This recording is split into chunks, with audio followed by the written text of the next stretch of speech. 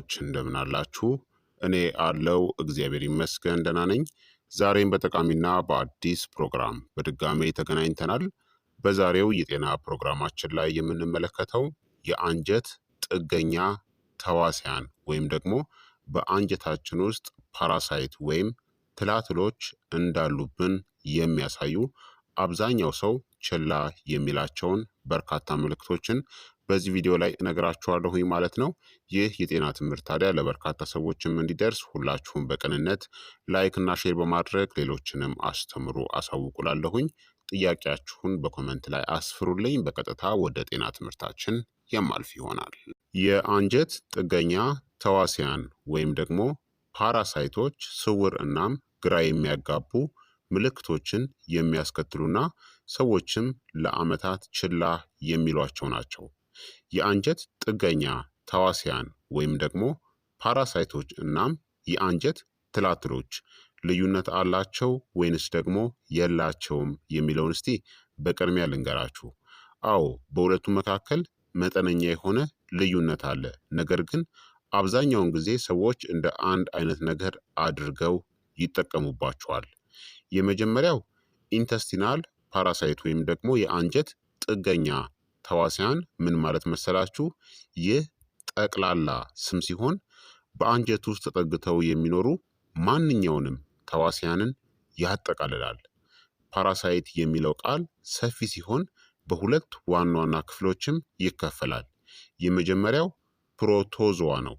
እነዚህ በአይን የማይታዩ ባለ አንድ ህዋስ ፍጥረታት ናቸው። ለምሳሌ እንደ አምቤባ እናም ጃርዲያ የምንለው።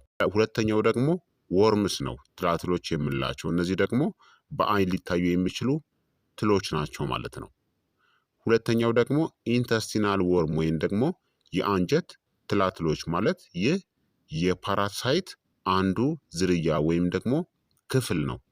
እነዚህ ደግሞ ትልልቅና ረጅምም የሆኑ በአይን ሊታዩ የሚችሉ ጥገኛ የሆኑ ፍጥረታት ናቸው። ለምሳሌ ወስፋት፣ የኮሶትል እናም ሁክወርም የምንላቸው። ስለዚህ ሁሉም ወርምስ ፓራሳይት ናቸው፣ ሁሉም ትላትሎች ማለት ነው። ነገር ግን ሁሉም ፓራሳይቶች ወርምስ አይደሉም። ለምሳሌ አሜባ ፓራሳይት እንጂ ትል አይደለም።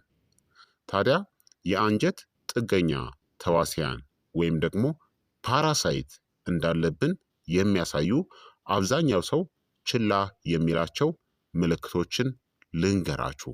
እንዳልኳችሁ ፓራሳይት ማለት ሁሉንም የሚያጠቃልል ጠቅላላ ስም ነው ማለት ነው። እነዚህ አሁን የምነግራችሁ ምልክቶች በራሳቸው ብቻ የጥገኛ ተዋሲያን መኖርን አያረጋግጡም። ነገር ግን በተለይ ብዙዎቹ ምልክቶች በአንድ ላይ ከታዩ ወይም ደግሞ ከቆዩ ጥገኛ ተህዋሲያን መኖራቸውን ለማረጋገጥ የሚረዱ ፍንጮች ናቸው ማለት ነው። አንደኛ፣ ከምትመገቡት ምግብ ጋር የማይገናኝ የማያቋርጥ የሆድ መነፋት ነው። ብዙ ሰዎች የሚመስላቸው ጋዝ ነው ወይም ደግሞ የምግብ አለመስማማት ነው ብለው ያስባሉ። ጥገኛ ተዋሲያን ወይም ደግሞ ፓራሳይቶች በአንጀታችን ውስጥ ያለን ምግብን ያቦካሉ፣ የአንጀት ባክቴሪያ ሚዛንን ያዛባሉ፣ ጋዞችን እናም መርዞችንም ያመነጫሉ። ቀላል ምግብ ከተመገባችሁ በኋላም እንኳን መነፋት፣ በፕሮባዮቲክስ የማይሻሻል የሆድ መነፋት፣ ሆድ ያበጠ ይመስላል እንጂ ስብ አይደለም፣ በምሽት የሚባባስ የሆድ መነፋት ይገጥማቸዋል። የአመጋገብ ለውጥን ብታደርጉም እንኳን የማይለወጥ የሆድ መነፋት ይከሰታል። ሁለተኛ፣ ያልታወቀ ድካም ነው። በደንብ ከተኛችሁ በኋላም እንኳን ማለት ነው። ሰዎች የሚመስላቸው ውጥረት፣ የእድሜ ችግር፣ የብረት ወይም ደግሞ የአይረን እጥረት ወይም ደግሞ እንቅልፍ ማጣት ይመስላቸዋል። ጥገኛ ተዋሲያን ለምን ይህንን ያመጣሉ?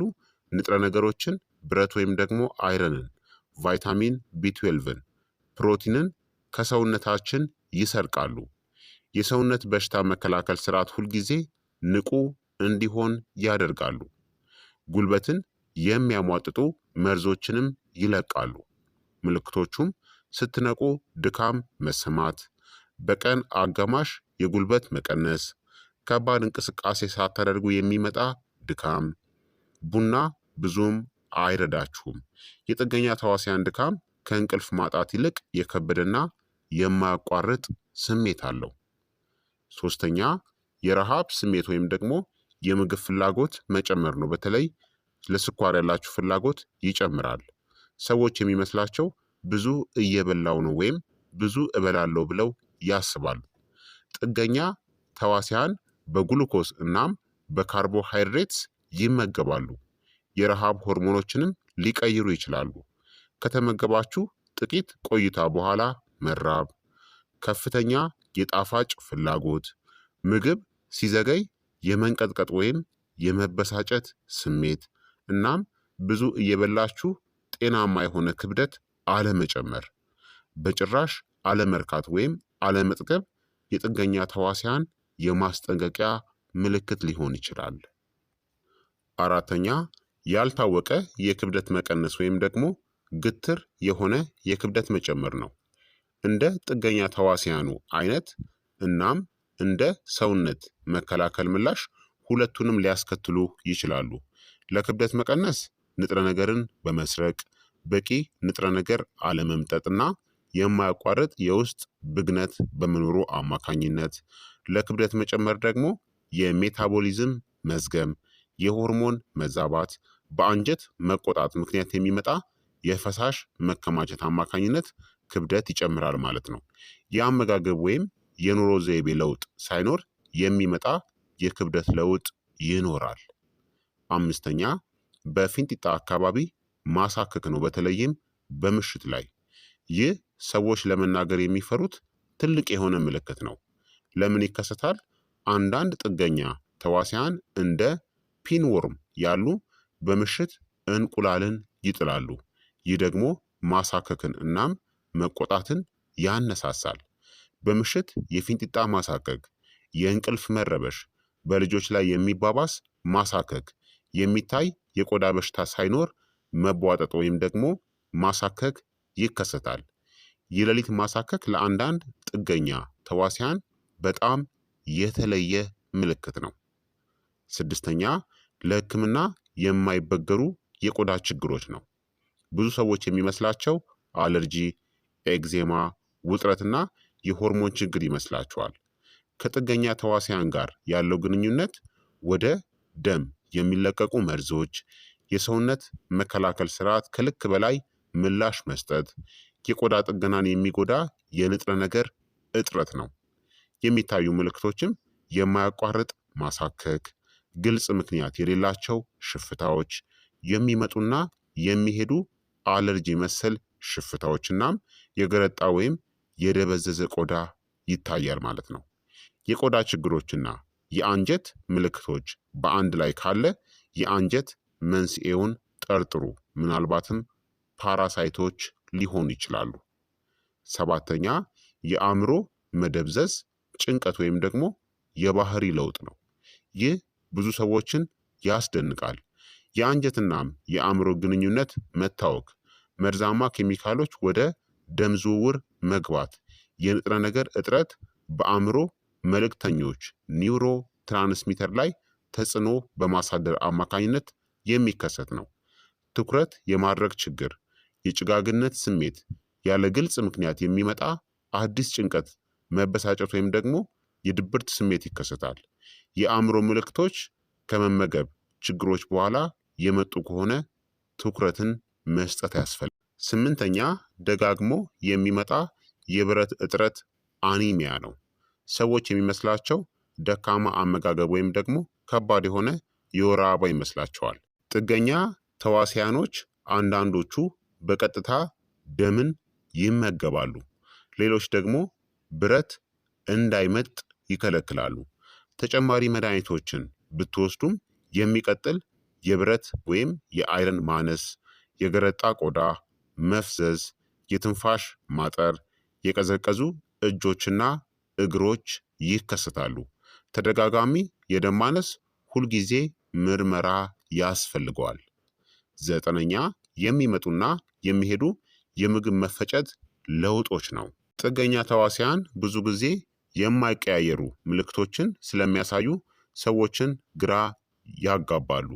ሊታዩ የሚችሉ ምልክቶችም ተቅማጥና የሆድ ድርቀት መፈራረቅ፣ በሰገራ ውስጥ የሚታይ ንፍጥ መሰል ነገር ሙከስ፣ የሚንሳፈፍ ሰገራ፣ ያልተፈጨ ምግብና ድንገተኛ የምግብ አለመስማማት ይከሰታል። በጭራሽ የማይለቁ የጨጓራ እናም የአንጀት መሰል ምልክቶች አይቢኤስ የተሳሳተ ምርመራ ሊሆኑ ይችላሉ። አስረኛ በምሽት ጥርስን መፍጨት ወይም ደግሞ አለመረጋጋት ነው። ይህ በልጆች ላይ የተለመደ ነው፣ ነገር ግን በአዋቂዎችም ላይ ይታያል። ሊሆኑ የሚችሉ ምክንያቶች ደግሞ የነርቭ ስርዓት መቆጣት፣ የደም ስኳር መዛባት፣ በምሽት የሚከሰቱ የሰውነት በሽታ መከላከል ምላሾች ናቸው። ጠዋት ላይ የመንጋጋ ህመም፣ ያልተረጋጋ እንቅልፍ፣ ሳትረኩ ከእንቅልፍ መንቃትን ታስተውላላችሁ።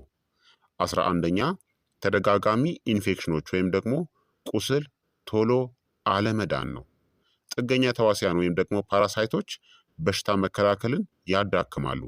ንጥረ ነገሮችን በመመገብ የሰውነት በሽታ መከላከልን ሁል ጊዜ ስራ ላይ በመዋል ምልክቶቹ ደግሞ በቶሎ በበሽታ መያዝ፣ ቁስሎች ቶሎ አለመዳን፣ ተደጋጋሚ ጉንፋን፣ ረጅም ጊዜ የሚቆይ ህመም ይከሰታል ማለት ነው። ስለዚህ እነዚህ ምልክቶች ጥገኛ ተዋሲያን ወይም ደግሞ ፓራሳይቶች እንዳለ የሚጠቁሙ ምልክቶች ናቸው። ነገር ግን አንዱን ብቻ አይታችሁ እሱ ነው ማለት አትችሉም። በጣም ብዙዎቹ አንድ ላይ መከሰት ይኖርባቸዋል። ታዲያ ለጥገኛ ተዋሲያን ወይም ደግሞ ለፓራሳይቶች አደጋ የሚያጋልጡ ምክንያቶች ምንድን ናቸው? ያልታከመ ውሃ ከጠጣችሁ፣ ያልታጠበ አትክልትን ከተመገባችሁ፣ በአፈር ላይ በባዶ እግር ከሄዳችሁ፣ የቤት እንስሳት ካላችሁ፣ ለአደጋ ተጋላጭ ወደሆኑ ቦታዎች ከተጓዛችሁ፣ የንጽህና አጠባበቅ ውስን በሆነባቸው አካባቢዎች ከኖራችሁ ተጋላጭ ትሆናላችሁ ማለት ነው። ታዲያ ከምንም በላይ አስፈላጊው ነገር ምንድን ነው? አንድ ምልክት ብቻውን ብዙም አያሳምንም።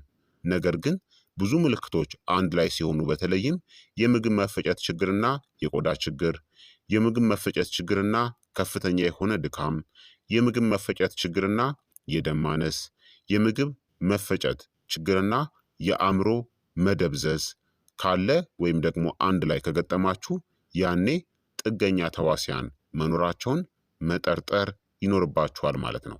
ታዲያ የህክምና ምርመራ ማድረግ መቼ ያስፈልጋል የሚለውን ልንገራችሁ።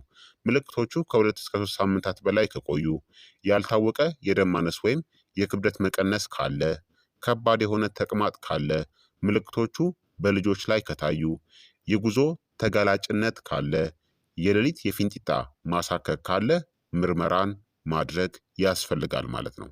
የሰገራ ምርመራ ከአንድ ጊዜ በላይ ሊያስፈልግ ይችላል። ንጽህናንናም የምግብ ደህንነትን ደግሞ ጠብቁ። ምልክቶቹን ለጤና ባለሙያ በግልጽ ተናገሩ። ስለዚህ ክቡራትና ክቡራን ተመልካቾቼ የዛሬው የጤና ትምህርት እንግዲህ ይህንን ይመስል ነበረ። እንደተማራችሁበት ተስፋ አደርጋለሁኝ። በአንጀታችን ውስጥ ጥገኛ ተዋሲያን ወይም ደግሞ ፓራሳይቶች ወይም ደግሞ ትላትሎች መኖራቸውን የሚያሳዩ በርካታ ምልክቶችን ነግሬያቸዋለሁ ማለት ነው። እነዚህን ምልክቶች በአንድ ላይ ወይም ደግሞ በጋራ የምትመለከቱ ከሆነ ፈጽሞ ችላ ማለት የለባችሁም ማለት ነው። በቀጣይ የጤና ትምህርት እስከምንገናኝ እኔንም እናንተንም ቸር ያቆየን። መልካም ጊዜ፣ መልካም ቆይታ። ቻው ቻው።